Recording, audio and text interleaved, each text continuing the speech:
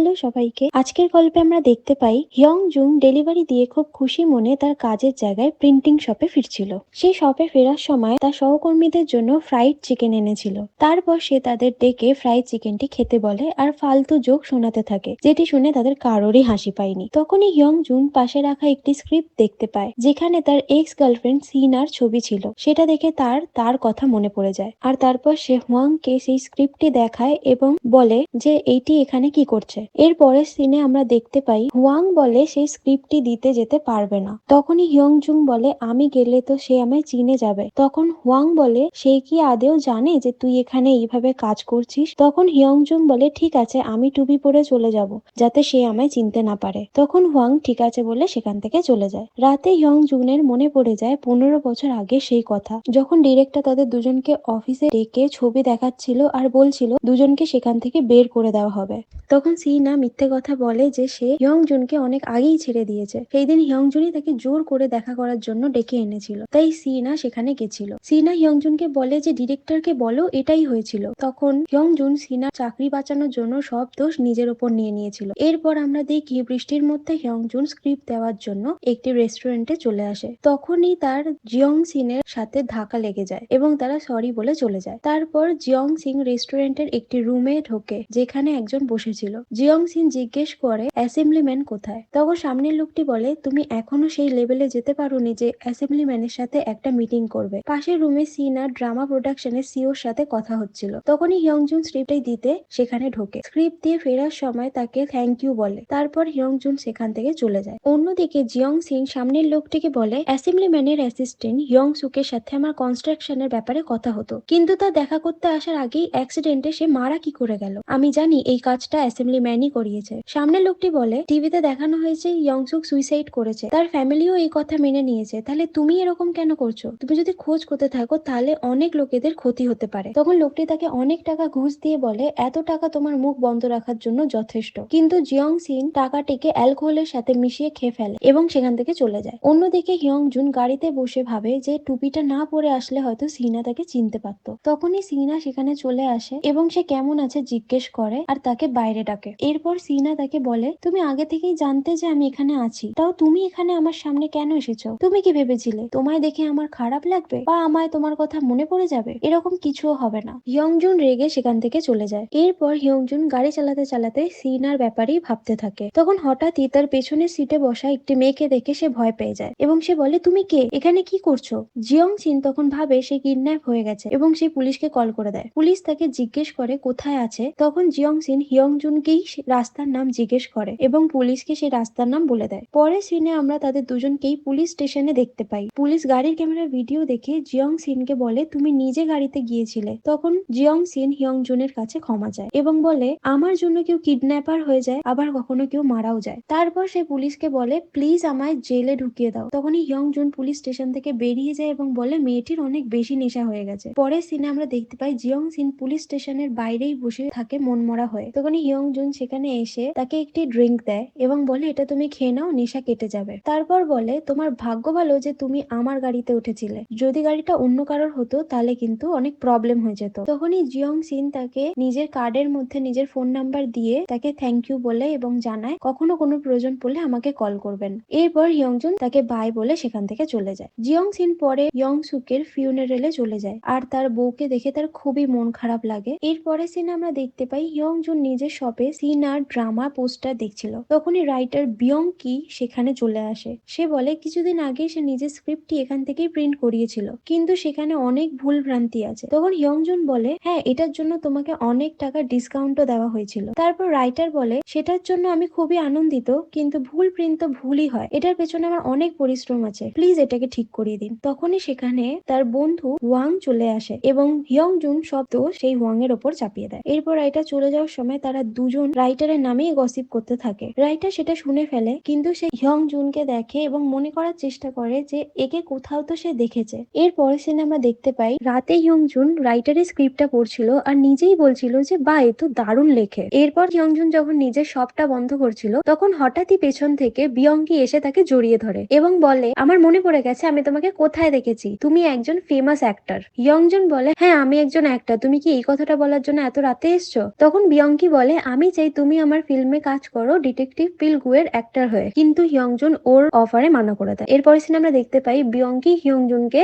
রোজ দিনই সেই স্ক্রিপ্টটি দেখাতে থাকে এবং তাকে সেই কাজটা করতে বলে, কিন্তু প্রত্যেকবারই হিয়ংজুন মানা করে দেয়। এরপর যখন হিয়ংজুন বাথরুমে ছিল তখন হঠাৎই বিয়ঙ্কি পিছন থেকে আসে এবং তাকে সেম কথা বলতে থাকে। তখনই হিয়ংজুন তাকে বলে যে ঠিক আছে, আমি যদি কাজটা করেও নি, কি গ্যারেন্টি আছে যে তাতে এটা সাকসেস হবে। বিয়ঙ্কি বলে তুমি চিন্তা করো না, আমি জানি এটা সাকসেস হবেই। এর পরের সিনে আমরা দেখতে পাই হুয়াং আর হিয়ংজুন খেতে খেতে কথা বলছিল। আমি স্ক্রিপ্টটি পড়েছি, তোমার এই কাজটা করা উচিত। তুমি আগে একজন বড় অ্যাক্টর ছিলে। আমার মনে হয় তুমি যদি সিনার সাথে ডেট না করতে তাহলে এখনো অনেক বড় একটা অ্যাক্টর হয়ে থাকতে। আমার মনে হয় এটা তোমার জন্য একটা গোল্ডেন চান্স হতে পারে, তোমার এই অ্যাক্টিংটা করা উচিত। এরপর হিয়ংজুন রাস্তায় যখন যাচ্ছিল হঠাৎই বিয়ঙ্কি তাকে মেসেজ করে এবং মেসেজে বলে আমি তোমাকে লাস্ট বারের মতনই জিজ্ঞেস করছি, তুমি কি আমার ফিল্মে কাজ করবে? আমি এরপর তোমায় আর ডিস্টার্ব করবো না। এর উত্তরে হিয়ংজুন লেখে পেমেন্ট কত পাওয়া যাবে। এই মেসেজটা দেখে বিয়ঙ্কি বাসের মধ্যেই চিল্লে ওঠে। এর পরের সিনে আমরা দেখি সবাই মিলে একটা মিটিং এ বসেছিল যেখানে তারা অ্যাক্টিং গুলি প্র্যাকটিস করছিল। তখনই বিয়ঙ্কি হিয়ংজুনকে আলাদা বাইরে ডাকে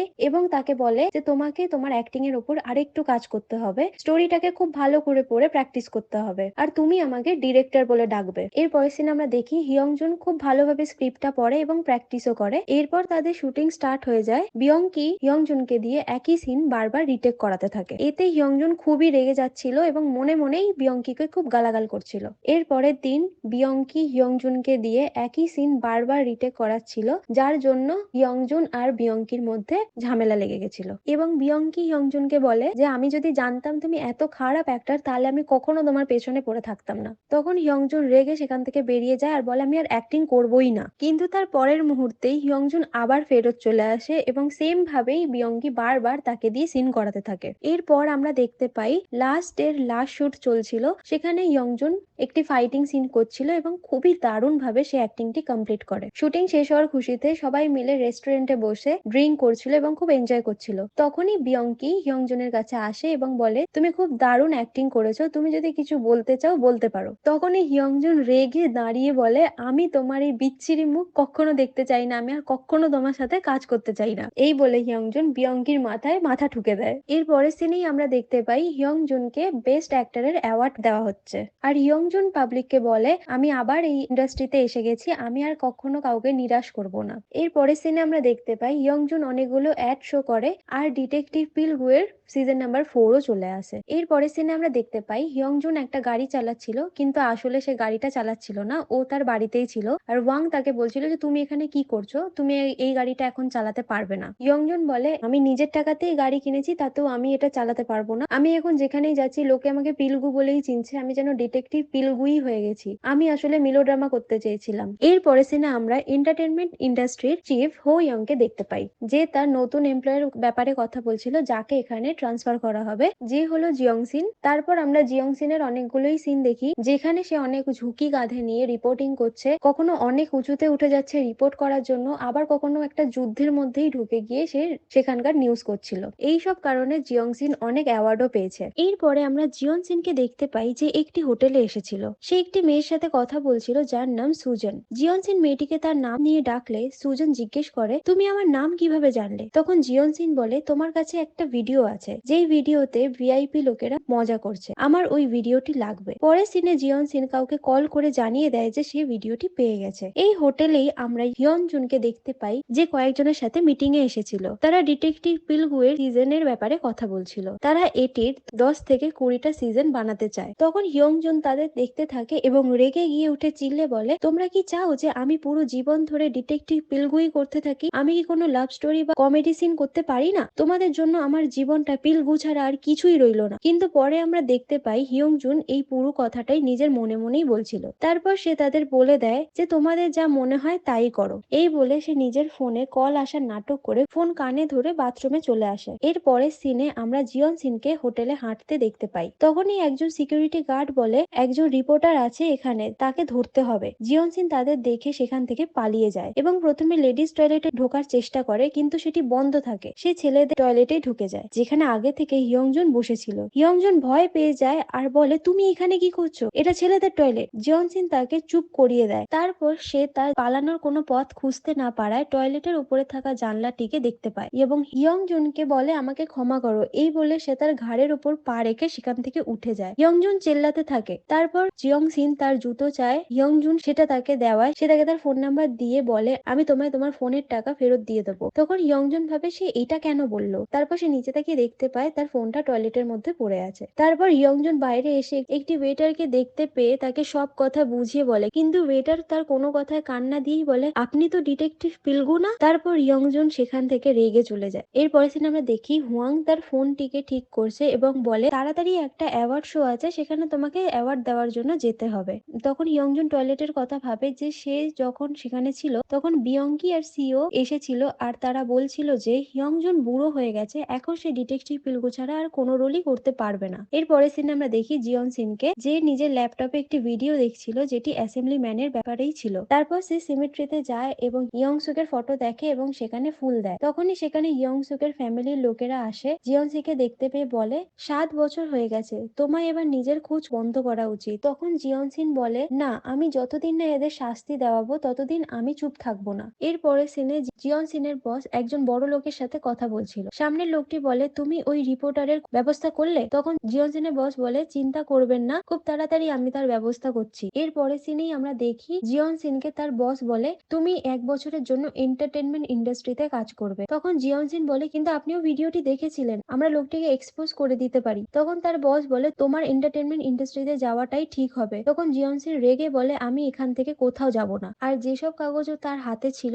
সেগুলো সে উড়িয়ে দিয়েছিল, কিন্তু পরে তাকে সেখান থেকে যেতেই হয়। এরপরে সিনে অ্যাওয়ার্ড সেরিমনিতে চেয়ারম্যান ডিয়াগোকে দেখতে পাই যে তার বউয়ের সাথে আসছিল, আর ভিড়ের মধ্যে জিয়নসিন চেয়ারম্যানের সাথে কথা বলার জন্য চিল্লাতে থাকে, কিন্তু চেয়ারম্যান তাকে লক্ষ্য করেনি। তারপর সেখানে হিয়ংজুনও চলে আসে। তখনই চেয়ারম্যান জিয়নসিনকে দেখতে পায়। জিয়নসিন চিল্লে বলে আমার ট্রান্সফার হয়ে যাচ্ছে, কিন্তু চেয়ারম্যান বলে আমি পরে দেখে নেবো এটা। এই বলে সে চলে যায়। জিয়নসিন তখন ভিড়ের মধ্যে দিয়ে বেরিয়ে চলে আসে এবং নিজের পকেট থেকে কিছু একটা বের করতে চায়। তখন হিয়ংজুন তাকে দেখে ভাবে সে হয়তো কোনো অস্ত্র বার করতে চাইছে। সে দেখে হিয়ংজুন জিয়নসিনকে ধরে নেয়, কিন্তু যখন সে তার হাতে দেখে সেখানে একটি পেন ড্রাইভ থাকে। জিয়নসিন তখন পেছনে চলে আসে আর হিয়ংজুন টাল সামলাতে না পেরে পেছনে উল্টে সিঁড়ি থেকে পড়ে যায়। ওপর থেকে পড়ে গিয়ে হিয়ংজুনের প্যান্ট ফেটে যায় এবং সেটি রিপোর্টাররা ফটো তুলে নেয়। তো এখানেই আমাদের এপিসোড 1 শেষ হয়ে যায়। আপনাদের যদি ভিডিওটি ভালো লেগে থাকে তাহলে অবশ্যই লাইক, শেয়ার, কমেন্ট করে দেবেন আর চ্যানেলটি সাবস্ক্রাইব করে দেবেন। খুব তাড়াতাড়ি আমরা এপিসোড 2 নিয়ে ফেরত আসবো। Thank you.